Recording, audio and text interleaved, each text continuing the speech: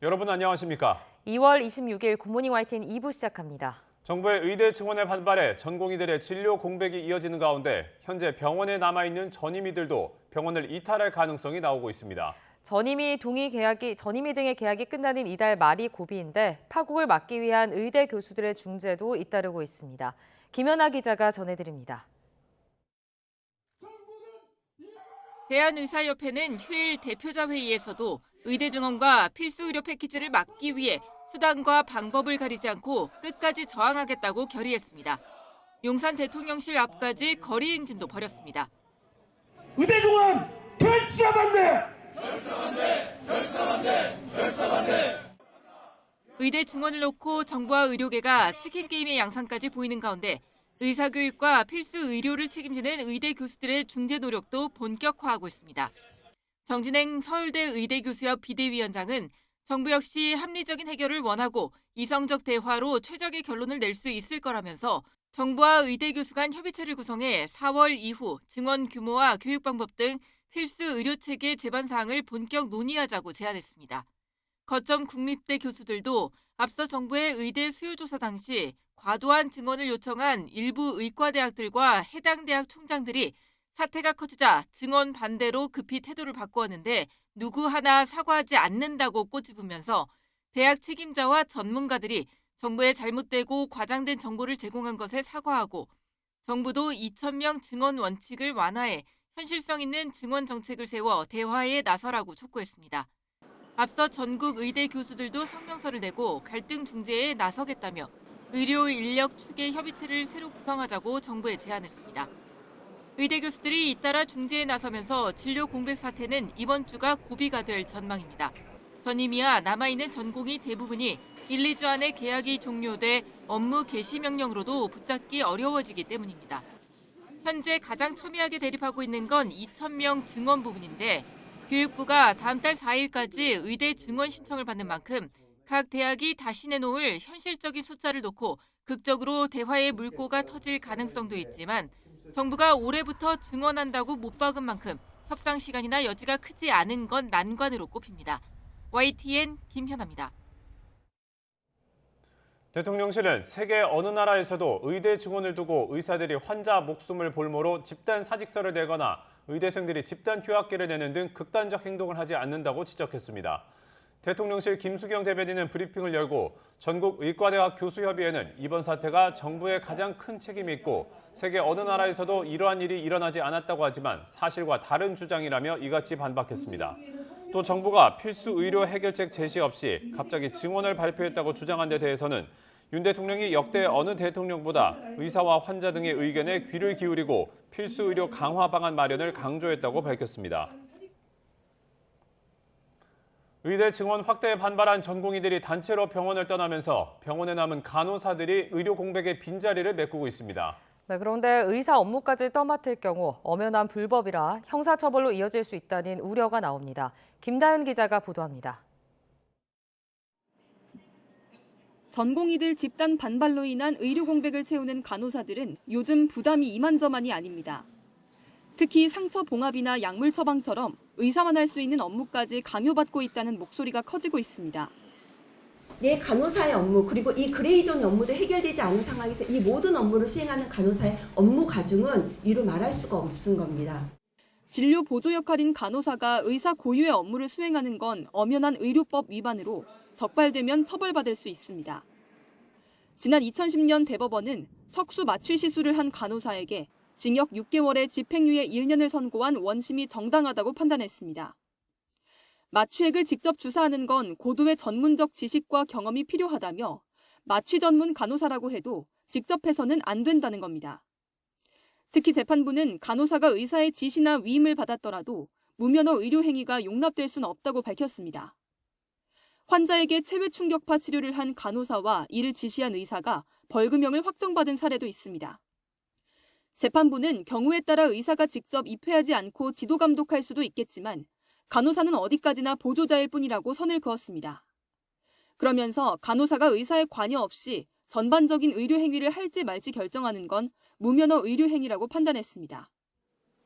간호사들에게 투석을 지시한 원무부장 등이 징역형을 선고받은 사례도 있는데 재판부는 매번 유사한 과정으로 이루어지는 의료행위라도 위험성 등을 따졌을 때 무면허 의료행위에 해당한다고 인정했습니다. 이 같은 판례에도 불구하고 의료 공백 사태로 법을 어길 수밖에 없는 사례가 잇따르자 대한간호협회가 대책 마련을 촉구하고 나섰습니다. 국민의 생명과 환자 안전을 위해 끝까지 의료 현장을 지키겠다는 간호사들을 더 이상 불법으로 의료 현장으로 내모는 일은 선진국 대한민국에서는 사라져야 합니다. 의료 공백 사태가 장기화하는 가운데 의료 현장을 지키는 간호사들이 법적 처벌로 이어질 수 있는 불법 의료 행위에 내몰리면서 또 다른 논란으로 확산하고 있습니다. YTN 김다현입니다. 공천 심사에 반환점을 둔 국민의힘이 첫 경선 결과를 발표했습니다.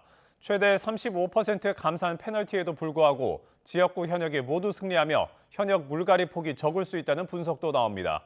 임성재 기자가 보도합니다. 지난 23일부터 이틀 동안 1차 경선을 치른 국민의힘이 지역구 19곳의 결과를 발표했습니다.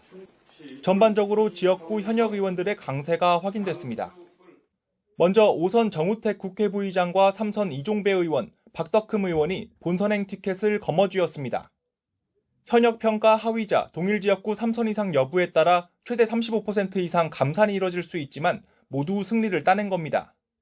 충북 제천 단양에선 엄태영 의원이, 충남 보령 서천에선 장동혁 사무총장이 상대 후보를 꺾었습니다.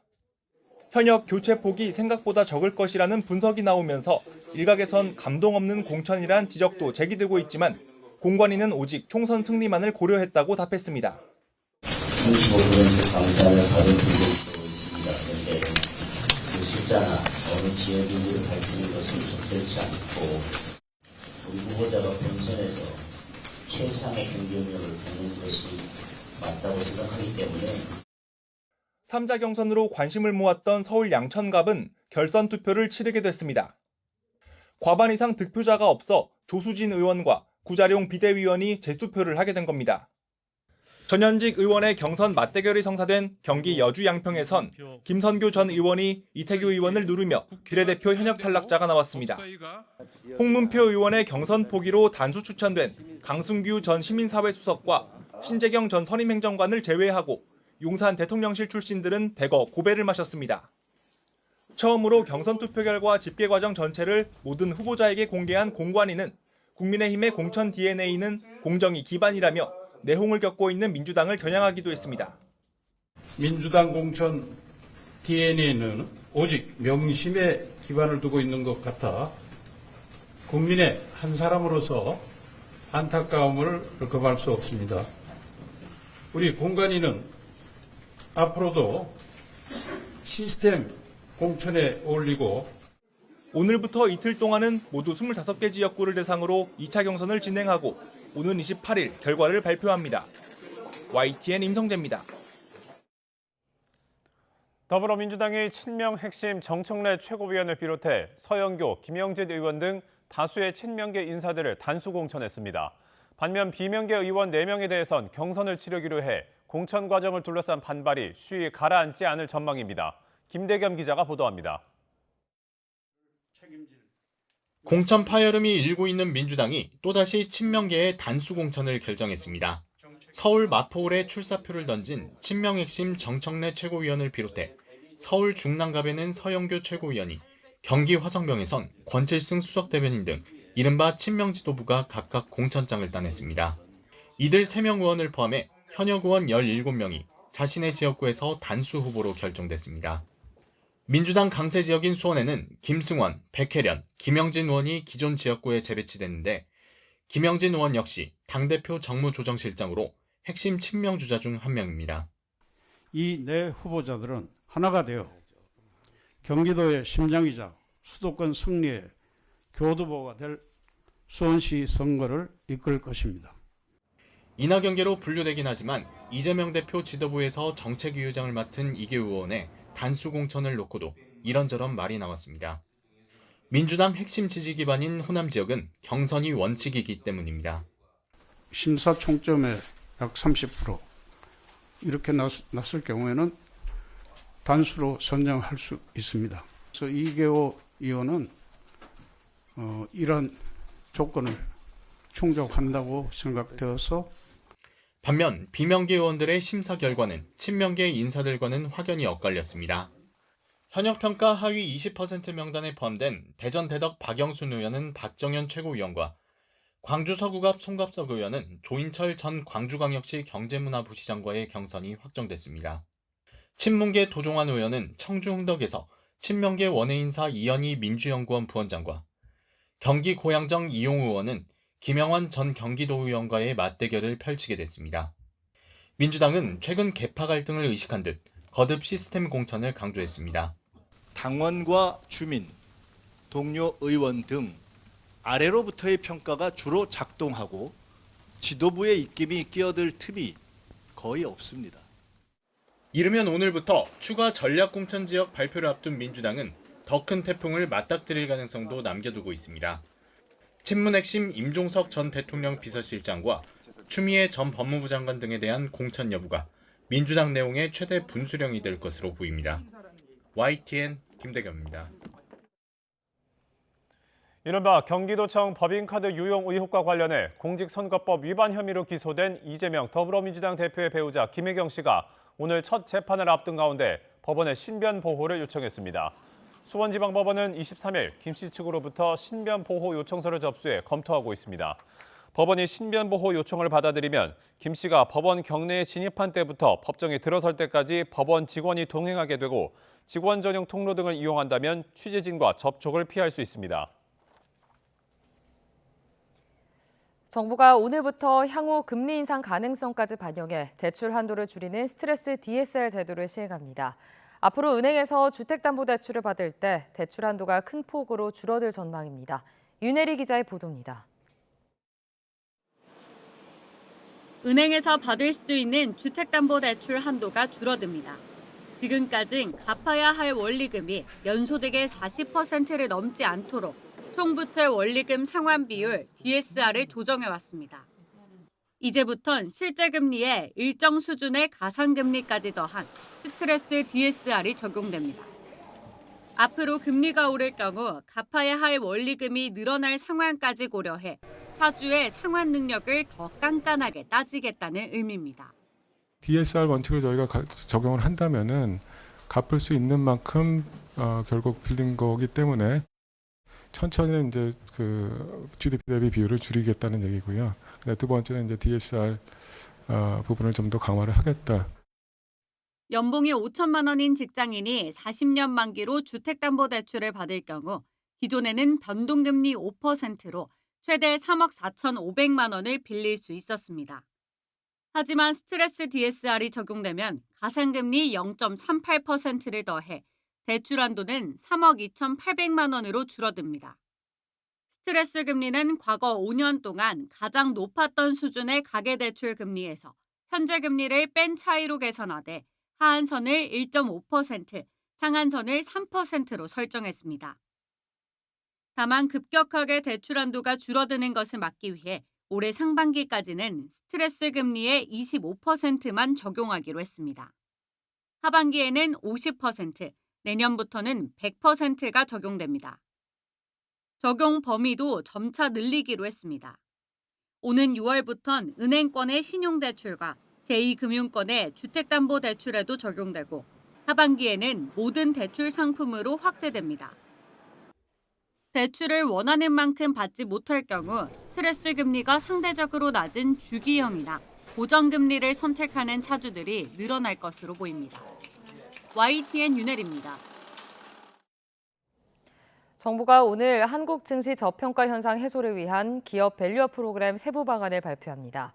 금융위원회는 오늘 오전 한국거래소와 자본시장연구원, 상장회사협의회, 코스닥협의회 등 관계기관과 함께 한국 증시 도약을 위한 기업 밸류업 지원 방안 1차 세미나를 열고 세부 내용을 밝힐 예정입니다. 기업의 자발적인 가치 제고를 유도하는 인센티브 방안이 담길 것으로 전망되는 가운데 적극적인 주주 환원 노력을 끌어내기 위한 세제 혜택 방안과 투자자 판단을 돕는 상품 지수 개발 등이 공개될 것으로 보입니다. 전세 사기 피해자 133명이 우선 매수권을 활용해 경공매에서 피해 주택을 낙찰받은 것으로 집계됐습니다. 국토교통부는 전세 사기 피해 지원 특별법이 시행된 지난 6월 1일 이후 9개월 동안 12,928명을 피해자로 인정했습니다. 이 가운데 133명이 우선 매수권을 받아 자신이 살던 피해 주택을 낙찰받았습니다. 코로나19를 거치면서 다소 익숙해진 용어 코호트는 동일 집단을 뜻하는 말입니다. 코호트는 원래 오랜 추적을 통해 질병 원인을 규명하는 연구 기법인데요. 미국 매사추세츠주 소도시에서는 한 지역 주민을 상대로 무려 70년 넘게 추적 연구가 이뤄지고 있습니다. 우리나라에서도 한 대학이 치매를 주제로 한 코호트 연구에 나서 주목을 받고 있습니다. 미국 보스턴에서 나연우 기자가 보도합니다. 미국 보스턴에서 차로 20여 분 떨어진 인구 6만여 명의 소도시 프레이밍햄입니다. 이곳에서는 주민을 대상으로 수십 년에 걸친 건강 자료 수집과 연구가 이루어지고 있습니다. So we take a blood sample. Some of that blood is saved and put into a biorepository. So if there are newer tests that become available in the future, we can pull the sample out and do the novel testing.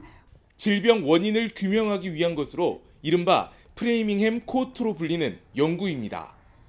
이곳 매사추세츠주 프레이밍햄에서 주민들을 상대로 추적 연구가 시작된 건 지난 1948년입니다. 처음에는 심장질환 원인 규명을 위해 시작했지만 지금은 그 후손들까지 추적 관찰해 여러 연구에 활용하고 있습니다. 우리나라도 2000년대 들어서면서 본격적인 코호트 연구가 시작됐습니다. 지난 2013년부터는 광주 전남 지역 주민을 대상으로 한 알츠하이머와 치매 코호트 연구가 활발하게 이루어지고 있습니다. 특히 치매를 일찍 발견하기 위해 주민 건강 상태와 식생활을 중심으로 대상 10,000명 가운데 4,000명을 집중적으로 추적 관찰합니다. 치매 환자의 원인을 진단하는 것보다 치매가 올 수 있는 고위험군을 사전에 발견하고 치매를 예측하는 것이 무엇보다도 중요하기 때문에 그런 측면에서 이 우리 가드 코호트는 굉장히 큰 의미가 있다, 그렇게 말씀드릴 수 있습니다. 연구가 10년이 지나면서 치매 잠복기 특성을 비롯해 의미 있는 결과물이 나오기 시작했습니다. 국내는 물론이고 전 세계적으로도 환자의 치매 직전 단계에 대한 자료를 축적한 건 가드 코호트가 유일합니다. 치매 조기 진단이나 예측, 그리고 치료나 증상 발현을 늦추는 연구까지 환자들을 대상으로 실증할 수 있다는 것도 장점입니다. 동양인의 뇌와 치매 정보가 구축된 가드 코호트에 미국 대학이 관심을 보이는 이유입니다. The data can be compared so that we will be able to see what are the patterns in the data and how do they compare across an American population versus a Korean population. 한국과 미국 두 대학이 저마다 운영하는 코호트 연구 자료를 결합하면 바이오 헬스 분야에서 큰 상승 효과를 낼 것으로 기대되고 있습니다. 미국 보스턴에서 YTN 나연호입니다.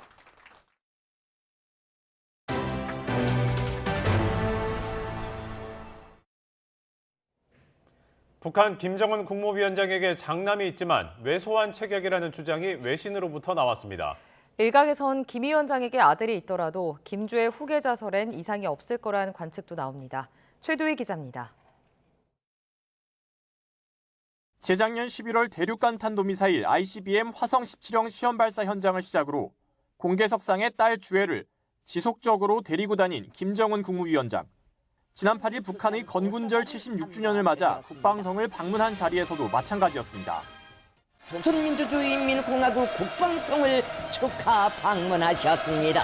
존경하는 자제분께서 동행하셨습니다. 북한 매체에 공개된 보도 행태만 놓고 보면 딸 주애의 후계자설에 점점 무게가 실리는 가운데 영국 매체 데일리 메일은 전직 국정원 요원을 인용해 김 위원장에게 아들이 있다고 보도했습니다. 다만 왜소한 체격이어서 대중 앞에 드러내진 않고 있다며 증조부인 김일성과도 전혀 닮지 않았다고 알려졌다고 덧붙였습니다. 매력적이지 않은 외모가 김 위원장이 장남을 대중 앞에 공개하지 않는 이유라는 겁니다. 이와 관련해 우리 정보당국도 지난해 3월 김정은의 첫째 자녀를 아들로 파악하고 있다고 밝힌 바 있습니다.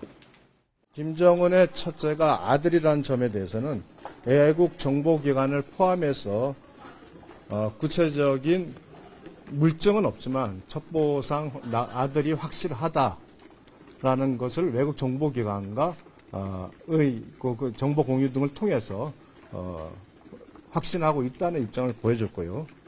다만 조태용 국정원장은 최근 주해 외에 성별 미상 자녀가 있는 것으로 파악하고 있다고만 말하며 성별에 대해선 직접 언급하지 않았습니다. 북한에서 김정은의 자녀 정보는 극비로 취급되고 있는 만큼 사실 여부는 좀 더 지켜봐야겠지만 아들이 있다고 하더라도 주의 후계자설엔 별다른 영향이 없을 거란 관측도 나옵니다. 김주혜가 이미 공개 행사에서 사실상 서열 2위에 해당하는 그런 위상을 부여받고 있기 때문에 김정은에게 아들이 있다 하더라도 중간에 후계자가 교체될 가능성은 희박하다고 봅니다. 김영호 통일부 장관은 KBS 일요진단 라이브에 출연해 주해에 대한 의전 수준이 점차 높아지고 있어 후계자 가능성을 배제할 수 없다며 주해와 달리 김 위원장의 동생인 김여정 노동당 부부장의 역할은 상당히 축소되고 있다고 평가했습니다. YTN 최두입니다. 미국 대선 경선에서 도널드 트럼프 전 미국 대통령이 경쟁자인 헤일리 전 유엔 대사의 고향에서도 압승을 거두며 본선행에 쐐기를 박았습니다. 사법 리스크와 잇따른 막말 논란에도 공화당의 표심은 흔들리지 않고 있습니다. 워싱턴 권준기 특파원입니다. 니키 헤일리가 2번이나 주지사를 지낸 사우스캐롤라이나에서도 트럼프는 20%포인트 차이로 압승을 거뒀습니다. 본선행에 쐐기를 박은 트럼프는 더 이상의 경쟁이 무의미하다는 듯 헤일리를 언급조차 하지 않았습니다. And I just want to say that I have never seen the Republican Party so unified as it is right now. Never been like this. 미국 언론은 트럼프의 사법 리스크가 대선 가도에 거의 영향을 미치지 못하는 데 주목했습니다. 최근 트럼프가 5천억 원 벌금형을 선고받고 첫 형사재판 개시일이 잡히는 등 사법 리스크가 구체화하고 있지만 공화당 표심은 흔들리지 않고 있는 겁니다. The mugshot, we've all seen the mugshot. And you know who embraced it more than anybody else? The black population. It's incredible. 나토 동맹을 보호하지 않겠다는 발언과 파병 군인인 헤일리 남편을 조롱하는 말도 변수가 되지 못했습니다. 군부대가 많아 군인 비율이 높은 사우스캐롤라이나에서 군인 출신 70%가 트럼프를 찍은 것으로 나타났습니다. 하지만 본선 승부에 향방을 가를 중도층의 트럼프 거부감도 확인되고 있습니다. 이번 출구조사에서 트럼프가 후보가 되면 본선에서 투표하지 않겠다는 응답이 20%에 이르렀습니다. 경선 중도 포기를 거부하고 있는 헤일리도 트럼프의 본선 경쟁력을 집중적으로 공략하고 있습니다. I know 40% is not 50%. But I also know 40% is not some tiny group. 선거자금 모금에서도 트럼프가 바이든의 절반 수준에 머물러 기부금이 소송 비용으로 쓰일 것을 우려하는 유권자가 적지 않은 것으로 분석됐습니다. 워싱턴에서 YTN 권준기입니다. 볼로디미르 젤렌스키 우크라이나 대통령이 지난 전쟁 2년 동안 우크라이나 군의 전사자 수가 3만 1,000명이라고 말했습니다. 우크라이나 정부가 처음으로 자국군 사망자 수를 공식 확인한 건데 러시아 측의 주장은 물론 서방에서의 추정한 수치보다도 적은 수치입니다. 기정훈 기자가 보도합니다. 볼로디미르 젤렌스키 우크라이나 대통령은 현지 시각 25일 수도 키이우에서 기자회견을 열고 전쟁 2년 동안의 전사자 수를 공식 확인했습니다. 31,000 українців загинуло, військових загинуло в цій війні. 젤렌스키 대통령은 러시아가 말하는 30만 명이나 15만 명은 사실이 아니라고 강조했습니다. 우크라이나 정부 인사가 자국군 사망자를 공식적으로 밝힌 건 이번이 처음입니다.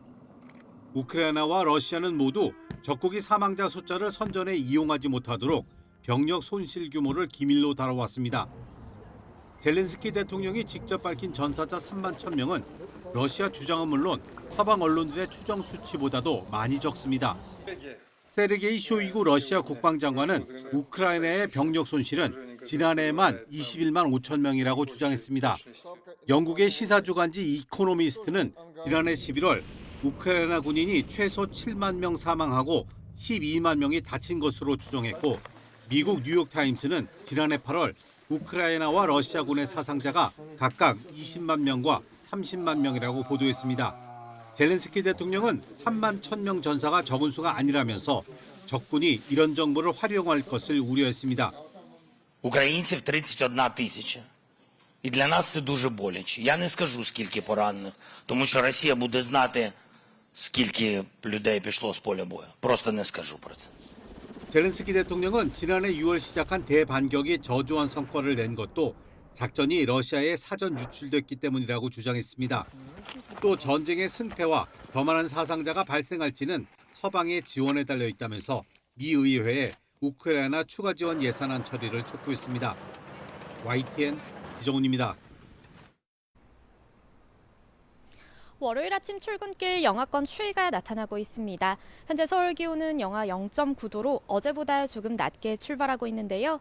하지만 한낮에는 9도까지 올라 어제보다 3도가량 높겠습니다. 하루 사이에도 일교차가 10도 안팎 크게 벌어진 만큼 감기 등 호흡기 질환에 걸리지 않도록 체온 조절 잘 해주시기 바랍니다. 오늘 내륙은 대체로 구름만 많은 날씨를 보이겠습니다. 다만 아침까지 안개가 짙게 끼는 곳이 많겠습니다. 특히 경기 남동부와 강원, 충북 북부는 가시거리가 200m 미만으로 바짝 좁혀지겠습니다. 또 곳곳에 빙판길이 남아있어 출근길 교통안전에 각별히 유의하셔야겠습니다. 한편 동풍의 영향을 받는 동해안 지역은 오늘도 눈구름이 발달하겠습니다. 내일까지 강원 산간에 최고 7cm, 강원 동해안에도 최고 5cm의 눈이 예상됩니다. 이 지역은 이미 많은 눈이 내린 만큼 추가 피해가 발생하지 않도록 대비 잘 해주시기 바랍니다. 오늘 아침 중부지방을 중심으로 영하권을 보이며 쌀쌀합니다. 현재 서울 기온은 영하 0.9도, 춘천 영하 1.8도를 나타내고 있습니다. 한낮에는 서울 9도, 광주와 대구 11도까지 올라 예년과 비슷하거나 조금 낮겠습니다. 내일 새벽부터 낮 사이에는 제주도에, 다가오는 목요일에는 전국에 비나 눈이 내리겠고요. 3월이 시작되는 주 후반에는 꽃샘추위가 찾아올 전망입니다. 지금은 대기질이 양호하지만 오늘 서쪽 지방을 중심으로는 오전과 밤 한때 공기가 탁해지겠습니다. 호흡기가 약하신 분들은 참고하시는 게 좋겠습니다. 지금까지 YTN 원희다입니다.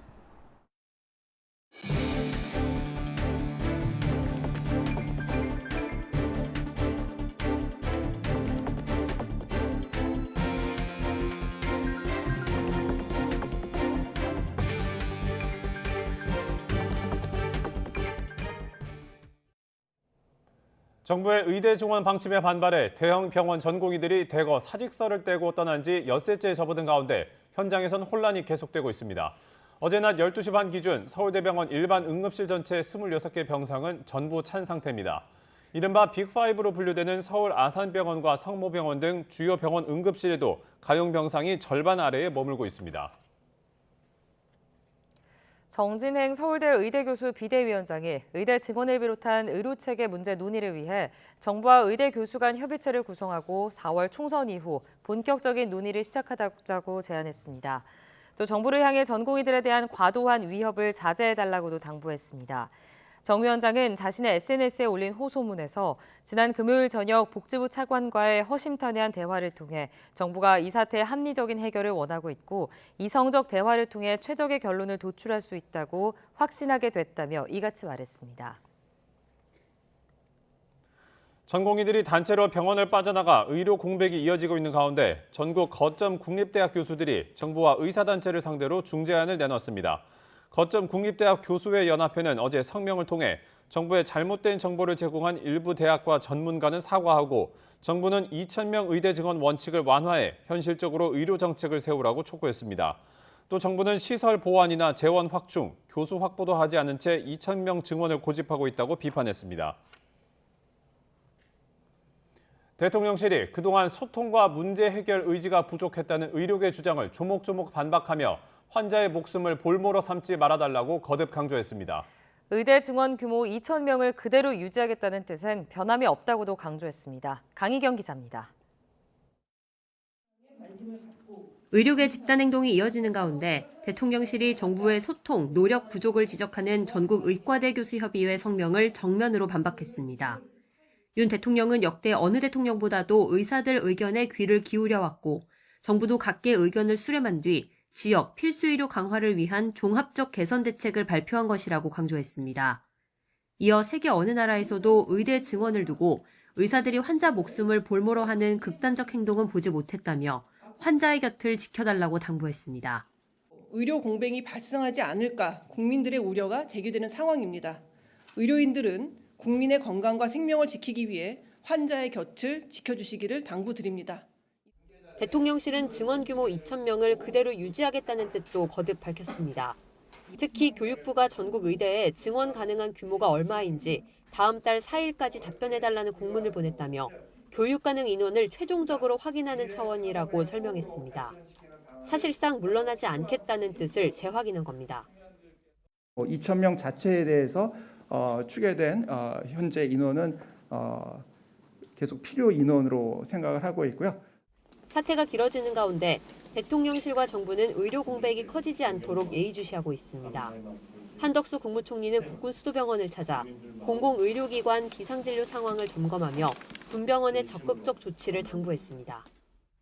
계속되는 의료 공백으로 어려운 상황이지만 군 병원을 비롯한 공공의료기관이 많은 역할을 해주고 계셔서 국민들께 큰 위안이 되고 있습니다. 대통령실은 대화의 문은 언제든 열려 있다고 말했습니다. 하지만 정부가 양보할 수 없는 부분만 내걸며 조건부로 협상에 임하겠다는 건 사실상 대화하지 않겠다는 뜻이라고 보는 만큼 강대강 대치는 계속될 것으로 보입니다. YTN 강희경입니다. 의사 집단 행동과 관련해 정부가 신속한 사법 처리를 위한 검경 협력 체계를 구축했습니다. 또 집단 행동과 관련한 법률 자문을 위해 보건복지부에 검사를 파견했습니다.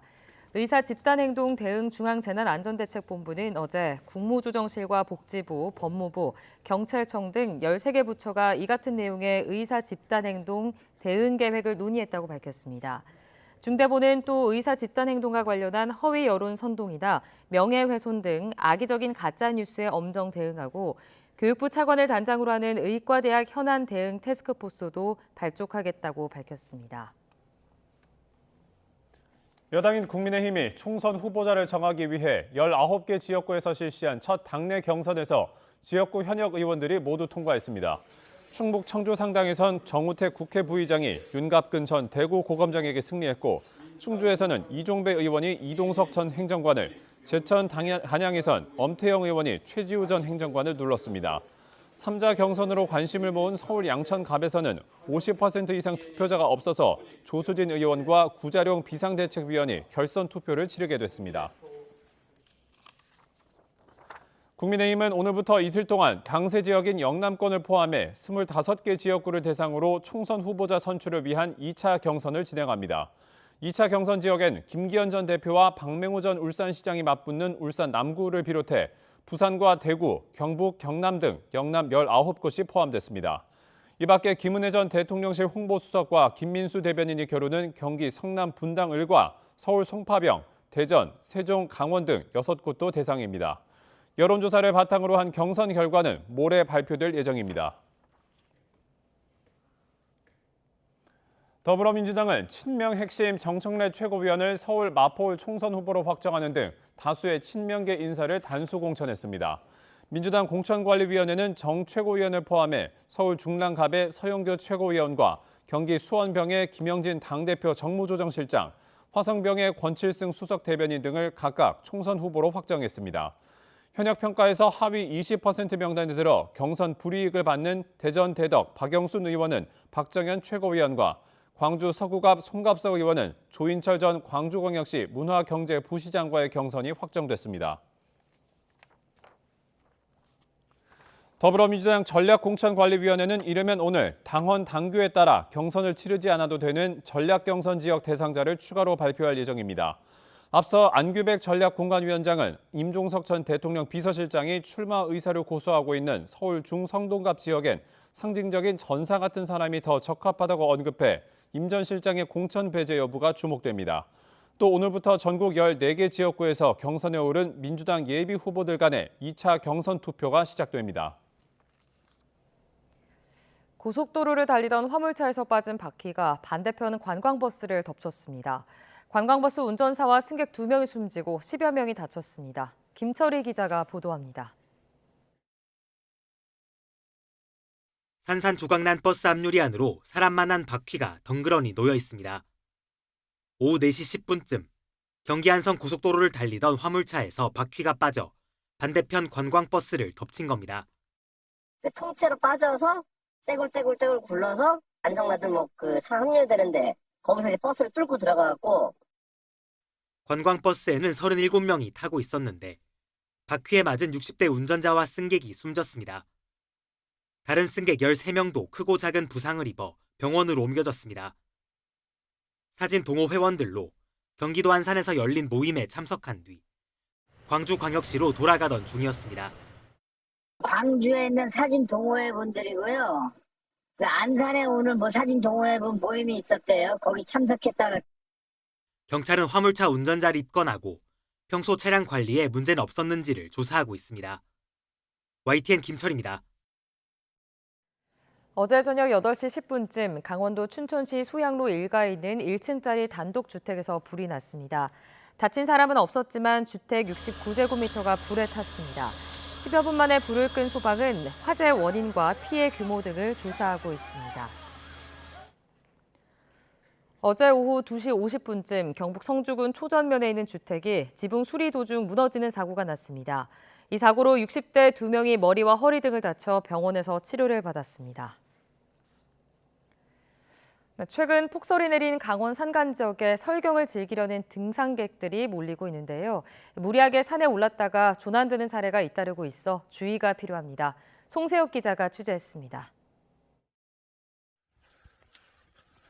짙은 어둠 속 119 구조대원이 거친 숨을 몰아쉬며 기다시피 산비탈을 오릅니다. 허리까지 빠질 만큼 눈이 쌓여 있다 보니 온몸으로 눈을 다지며 길을 내는 겁니다. 오후 7시쯤 해발 1100m 강원도 선자령에서 등산객 11명이 길을 잃었다는 신고가 접수됐습니다. 119 구조대는 2시간 만에 이들을 모두 무사히 구조했습니다.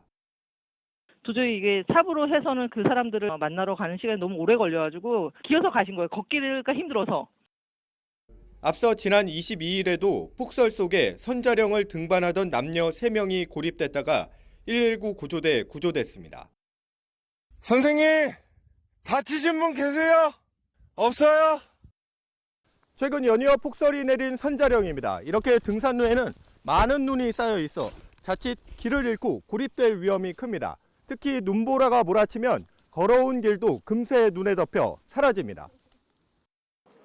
쌓인 눈이 가파른 경사면에서 쏟아져 내리는 눈사태 위험 역시 곳곳에 도사리고 있습니다.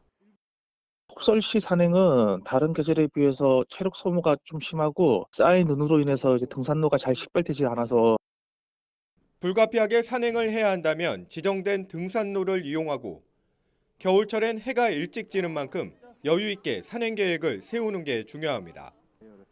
모자와 장갑 등 방한용품을 준비하고 여분의 휴대전화 배터리를 챙기는 것도 필요합니다. YTN 송세혁입니다.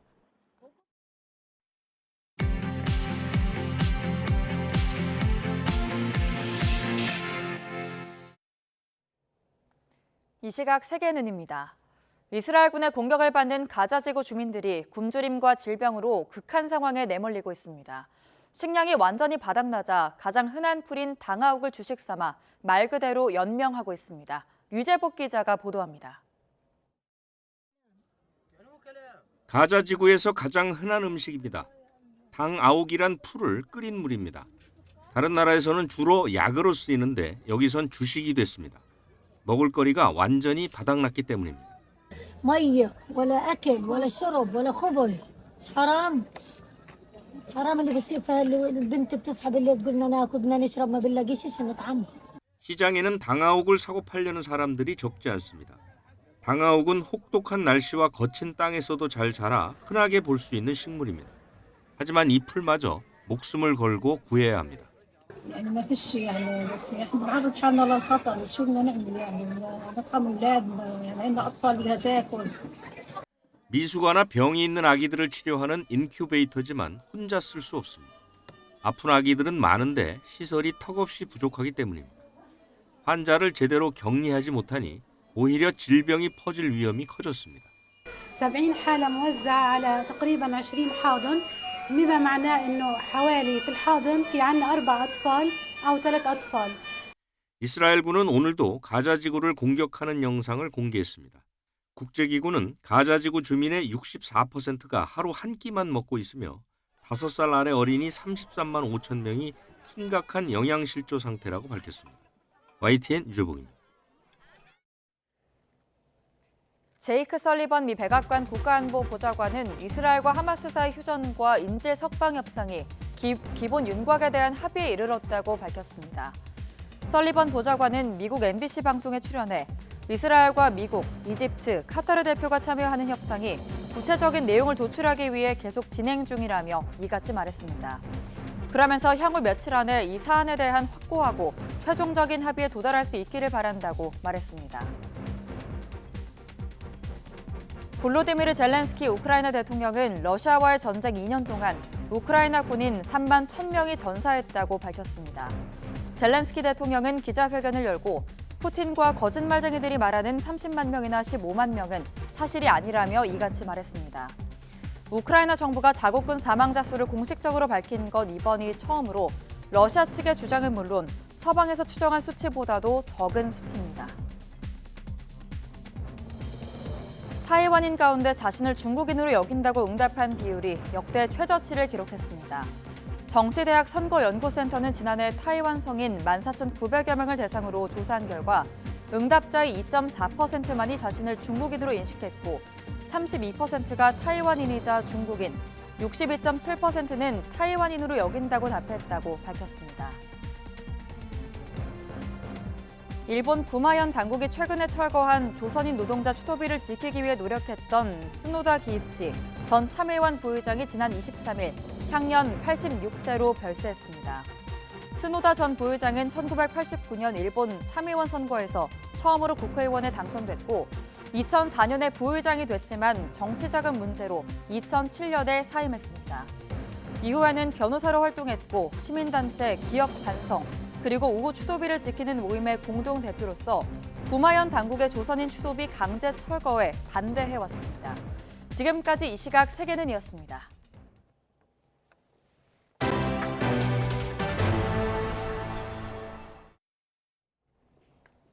동장군이 서서히 물러가면서 남도는 본 기운이 완연해지기 시작했습니다. 네, 매화는 이미 만발한 곳도 있는데요. 벌써 활기찬 나무 시장도 문을 열었습니다. 남도의 봄 소식을 김범한 기자가 전해드립니다. 비가 그친 들녘은 푸름이 가득합니다. 봄 기운이 퍼지면서 생기도 넘쳐납니다. 출하를 앞둔 긴 잔디도 한껏 싱그러움을 뽐냅니다. 광주 상무 신도심에 있는 공원입니다. 아직 바람은 차지만 봄의 전령 홍매화와 청매화가 보시는 것처럼 이렇게 꽃망울을 터뜨렸습니다. 민족의 영산 지리산 천년 고찰의 홍매화도 특유의 검붉은 자태를 자랑하기 시작했습니다. 특히 지난달에 천연 기념물로 지정되면서 올해 사진 촬영 대회에는 더 많은 동호인과 관광객이 찾을 것으로 전망됩니다.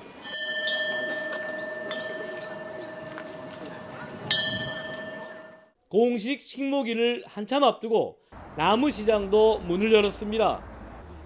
그윽한 향이 나는 동백, 노랗게 핀 왕수선화, 유실소와 관상목 등 200여 가지의 묘목도 즐비합니다. 주말에도 문을 열어 나무를 가꾸며 치유하려는 발길이 이어지고 있습니다. 저는 유실수 종류를 보러 왔고요. 유실수 중에서 과일, 사과나 사고 이런 종류를 구매하려고 왔어요. 와서 보니까 종류도 훨씬 다양하고 제가 모르던 수종도 훨씬 많은 것 같고요. 산림조합 중앙에는 광주와 전남 15곳을 비롯해 전국적으로 모두 130여 곳에서 오는 4월 말까지 나무시장을 운영합니다. 산림조합원이 직접 생산한 우수 품질의 묘목을 중간 유통 단계 없이 저렴하게 판매하고 있으며 나무를 키우는 방법과 또 키우는 과정에서 사용되는 각종 적용 자재 및 친환경 비료도 함께 원스톱 쇼핑이 가능하도록 비치 판매 중이니 꼭 한번 구경 오시기 바랍니다. 꽃 피는 때가 빨라지면서 이미 지난 주말에 강진 100년사의 동백축제가 시작된 데 이어 다음 달 초에는 광양 매화와 구례 산수유가 상충객들을 맞을 예정입니다. YTN 김봉환입니다. 사람들이 즐겨 먹는 바나나는 전 세계적으로 사실상 단일 품종이라고 볼 수 있는데요. 이 품종이 곰팡이병에 취약해 자칫 멸종할 수 있다는 우려가 나오고 있습니다. 이를 막기 위해 호주 연구팀이 유전자 변형 바나나를 개발했는데 호주 정부가 수년간의 경과 관찰 끝에 처음으로 식용 재배를 승인했습니다. 이동훈 기자입니다. 전 세계인이 먹는 수출용 바나나의 99%는 캐번디시 품종입니다. 1950년대 곰팡이병의 일종인 파나마병이 유행하면서 기존 품종의 재배가 불가능해졌고 이후 단일종으로 떠오른 것이 바로 캐번디시입니다. 하지만 곰팡이병의 변종이 다시 확산하면서 캐번디시 품종도 심각한 위협에 처했습니다. 한 번 걸리면 물과 양분의 통로가 모두 막혀 말라 죽게 되는데 현재로서는 치료법도 없습니다. There's a disease of bananas called Panama disease tropical race 4, or TR4 for short. It's killing Cavendish bananas. It's killing Cavendish bananas in Australia and in many other countries. It's spreading and it's getting worse. 호주 연구팀이 이를 해결하기 위해 유전자를 변형한 새로운 바나나 품종을 개발했습니다.